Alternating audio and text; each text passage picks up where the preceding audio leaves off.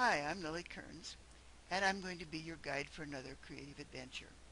I'm a retired art teacher, among other things, but actually I've been teaching something or other since I was in the sixth grade. And I think the most important thing I've learned in all that time is that curiosity is the one key ingredient for learning. Without a student being curious enough to want to experiment, explore, discover, not much learning is going to happen. It just doesn't work that way.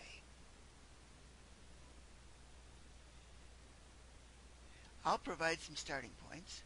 Your job is to provide the learning, the curiosity, the experimenting, this exploring. It's also your responsibility to share. The question you ask may be exactly what someone else needed to know.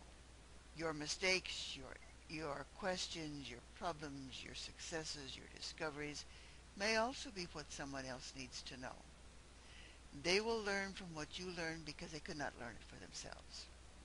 You will learn as you try to explain it to someone else. You know what? I'm going to learn too.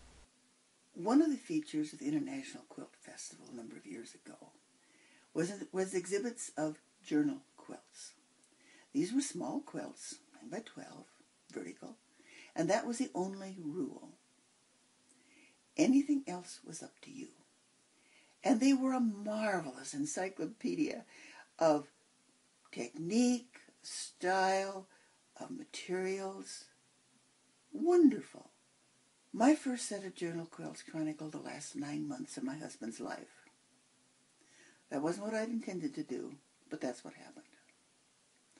The next year I decided I'd make small pieces of fabric-related jewelry, and showcase each one in a gold lame frame. I have to admit that using non-quilt related materials and justifying their use hijacked the whole affair, and I had more fun. If those things weren't quilt related, then they sure are now. The third year I participated in the journal quilts, I worked with fractals printed on fabric.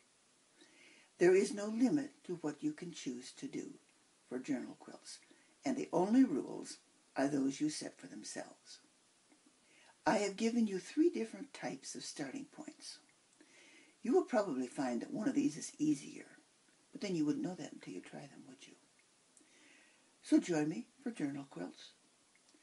The only restrictions are those you set for yourself, and the only class requirement is that you ask as many questions as you need to, and that you share. Oh, one more thing. I've made a bonus for you for this class. It'll be available sometime in the last half of the class through the classroom forum. So be sure you check in. You won't want to miss it.